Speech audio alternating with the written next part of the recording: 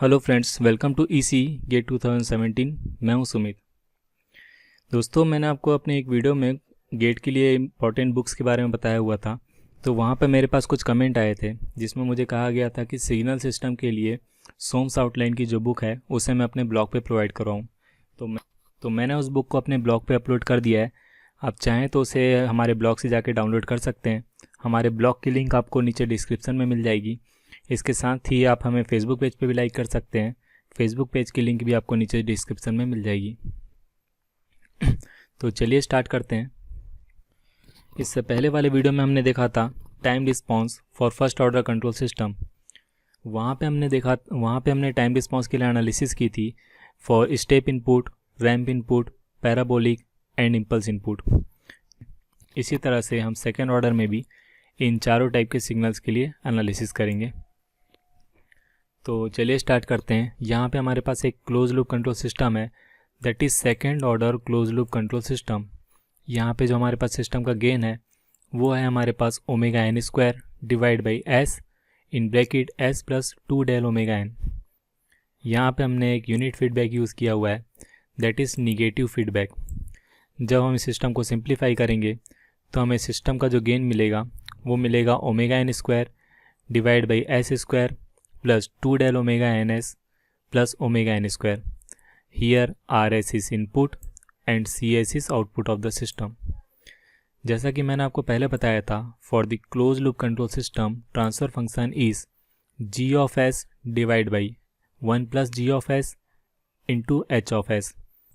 वो यहाँ पे हमारा जो जी ऑफ एस है वो है हमारे पास सिस्टम का गेन, और जो हमारे पास एच ऑफ एस है वो है हमारे पास फीडबैक का गेन।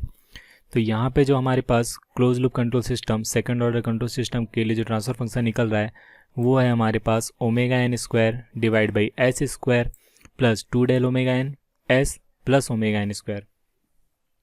जैसा कि मैंने आपको पहले बताया था कि सिस्टम का जो ट्रांसफर फंक्शन होता है इसमें जो डिनोमिनेटर पॉलिनोमियल होता है इसे हम बोलते हैं सिस्टम की characteristic equation.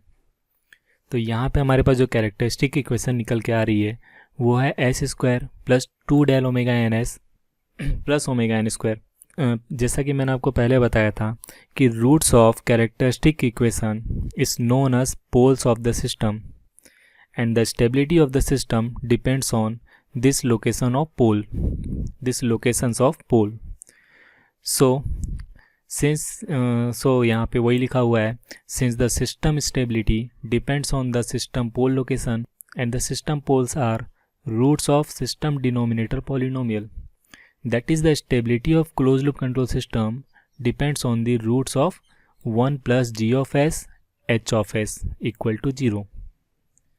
So poles of second order systems are roots of this equation which is s square plus 2 del omega n s plus omega n square s। तो हमारे पास जो कैरेक्टरिस्टिक इक्वेशन निकल के आ रही है इसके रूट्स को ही हम बोलेंगे पोल and the system stability depends on this location, these poles। तो चलिए आगे बढ़ते हैं। जब हम इस इक्वेशन को सॉल्व करेंगे तो हमारे पास सिस्टम के लिए जो रूट्स निकल के आ रहे हैं वो हैं हमारे पास S1 equal to minus of del omega n plus omega n under root of del square minus 1। जो हमारे पास सेकेंड रूट है वो है minus of del omega n minus omega n under root of del square minus 1। यहाँ पे हमारे पास जो डेल है इसे हम बोलते हैं डैम्पिंग रेशियो ऑफ सिस्टम, और जो हमारे पास यहाँ पे ओमेगा एन निकल के आ रहा है इसे हम बोलते हैं नेचुरल फ्रीक्वेंसी ऑफ ऑस्किलेशन। और जो हमारे पास ये फैक्टर है omega n under root of del square minus 1, इस फैक्टर को हम बोलते हैं डैम्पिंग फ्रीक्वेंसी। इसे हम डिनोट करते हैं ओमेगा डी से। तो यहाँ पे हमारे पास जो डैम्पिंग रेशियो है इसकी डिफरेंट वैल्यू के लिए हमारे पास डिफरेंट टाइप ऑफ सिस्टम निकल के आएंगे।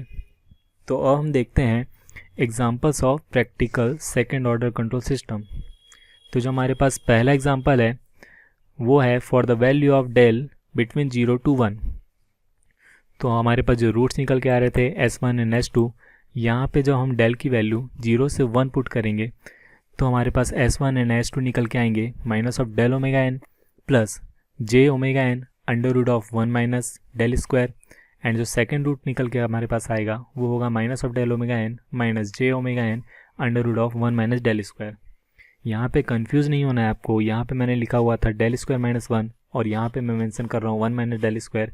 यहाँ पे मैंने कुछ नहीं किया है, -1 कॉमन लिया है और अंडर रूट ऑफ -1 होता है हमारे पास आयोटा, इसे हम जेड से डिनोट करते हैं। तो यहाँ पे मैंने इस जे को बाहर मेंशन किया हुआ है। मैं यहाँ पे आयोटा के लिए बार बार जे यूज़ करूँगा, तो यहाँ पे कंफ्यूज नहीं होना है आपको। तो यहाँ पे हम जब सिस्टम की पोल्स की लोकेशन देखेंगे इन एस प्लेन, तो हमें पोल की लोकेशन मिल रही है यहाँ पे। तो जो हमें सिस्टम के रूट्स मिल रहे हैं, तो यहाँ से हम देख सकते हैं both the roots are complex conjugate with negative real part. तो जैसा मैंने आपको पहले बताया था, when we have complex conjugate pole with negative real part then system response is like this. और ये जो रिस्पॉन्स है इसे हम बोलते हैं एक्सपोनेंशियली डिकेइंग ऑस्किलेशन। और इस तरह का जो सिस्टम होता है इसे हम बोलते हैं अंडर डैम्प्ड सिस्टम। सो यहाँ पे हम कह सकते हैं when the value of del is between 0 to 1 then system is under damped system. जो हमारे पास सेकंड टाइप का सिस्टम है वो है when the value of delta is equal to 1। इस तरह का जो सिस्टम होता है इसे हम बोलते हैं क्रिटिकली डैम्प्ड सिस्टम। जब हम सिस्टम के रूट्स में डेल की वैल्यू 1 रखेंगे तो यहाँ पे हम देख सकते हैं जो इमेजिनरी पार्ट है वो हो रहा है 0, हमारे पास सिर्फ रियल पार्ट बच रहा है। जब हम इसकी लोकेशन देखेंगे एस प्लेन में, तो हमें लोकेशन में तो हमें यहाँ पे सिस्टम के पोल मिल रहे हैं double pole with negative real part. तो यहाँ पे जो हमें पोल मिल रहे हैं वो both the poles are negative real and equal. तो इस तरह के सिस्टम का जब हम रिस्पांस देखेंगे तो हमें रिस्पांस मिलेगा इस तरह से। इस तरह के सिस्टम को हम बोलते हैं critically damped system. Third type का सिस्टम है हमारे पास when the value of delta is greater than 1। इस तरह के सिस्टम को हम बोलते हैं ओवर डैम्प्ड सिस्टम। जो हम रूट्स में डेल की वैल्यू ग्रेटर देन 1 रखेंगे तो यहाँ पे हमें जो रूट्स मिलेंगे वो मिलेंगे minus of del omega n plus omega n del square minus 1 and second root हमारे पास मिलेगा minus of del omega n minus omega n under root of del square minus 1। तो यहाँ से आप देख सकते हैं एस प्लेन में जो पोल्स की लोकेशन है वो है ये, both the roots are negative real and unequal. इस तरह का जो सिस्टम का रिस्पांस मिलेगा हमें वो इस तरह से मिलेगा। यहाँ पे आप देखें ये दोनों रिस्पांस आपको शायद सेम लग रहे होंगे बट ये सेम नहीं है। यहाँ पे जो हमारे सिस्टम का रिस्पांस है ये फास्टर है कंपैरिजन टू दिस रिस्पांस, और इस तरह के रिस्पांस को हम बोलते हैं over damped response. So when the value of delta is greater than 1, then system response is over damped response, and system is known as over damped system. यहाँ पे मैंने तीनों टाइप के सिस्टम के रिस्पांस को एक जगह में मेंशन किया हुआ है। यहाँ पे आप देख सकते हैं when the value of delta is between 0 to 1, then system response is this। इस टाइप के रिस्पांस को हम बोलते हैं डैम्प्ड ऑस्किलेशन। यहाँ पे आप देख सकते हैं सिस्टम का ऑस्किलेशन धीरे धीरे डैम्प्ड हो रहा है and it will take final value that is steady state value after some time. इसके बाद जो हमारे पास सेकंड रिस्पांस है इसे मैंने डॉटेड लाइन से शो किया हुआ है। This response is for delta equal to 1। इस तरह के रिस्पांस को हम बोलते हैं क्रिटिकली डैम्प्ड रिस्पांस। इसके बाद जो हमारे पास यहाँ पे रिस्पांस है ये है for the value of delta greater than 1। इसे हम बोलते हैं ओवर डैम्प्ड रिस्पांस। यहाँ पे आप देख सकते हैं जो सिस्टम का रिस्पांस है वो क्रिटिकली डैम्प्ड रिस्पांस से स्लो है। इसके बाद हमारे पास जो फोर्थ टाइप का सिस्टम है for the value of delta equal to 0। तो जब हम यहाँ पे कैरेक्टरिस्टिक इक्वेशन के रूट्स में डेल्टा की वैल्यू 0 पुट करेंगे तो यहाँ से आप देख सकते हैं रियल पार्ट हमारे पास मिल रहा है 0। तो यहाँ पे हमें सिर्फ इमेजिनरी पार्ट मिलेगा which is plus of j omega n and minus of j omega n. जब हम एस प्लेन में इसकी लोकेशन देखेंगे तो हमें यहाँ पे मिल रहे हैं कॉम्प्लेक्स कंजुगेट पोल, प्योर इमेजिनरी कॉम्प्लेक्स कंजुगेट पोल। इस तरह के सिस्टम का रिस्पांस मैंने आपको पहले भी बताया था, ये एक सस्टेन्ड रिस्पांस होता है। यहाँ पे कोई भी डैम्पिंग फैक्टर नहीं है, तो इसीलिए इसका रिस्पांस जो होगा वो होगा sustained response. Now the fifth type of system is when the value of delta is between -1 to 0. जब हम यहाँ पे कैरेक्टरिस्टिक इक्वेशन में -1 to 0 पुट करेंगे डेल्टा की वैल्यू, तो हमें जो रूट्स मिलेंगे वो पॉजिटिव रियल पार्ट में मिलेंगे। इसके रूट की लोकेशन होगी एस प्लेन में इस तरह से। यहाँ पे आप रूट की लोकेशन देख के बता सकते हैं कि ये एक अनस्टेबल सिस्टम है और इस सिस्टम का जो रिस्पॉन्स होगा वो होगा हमारे पास इस तरह से।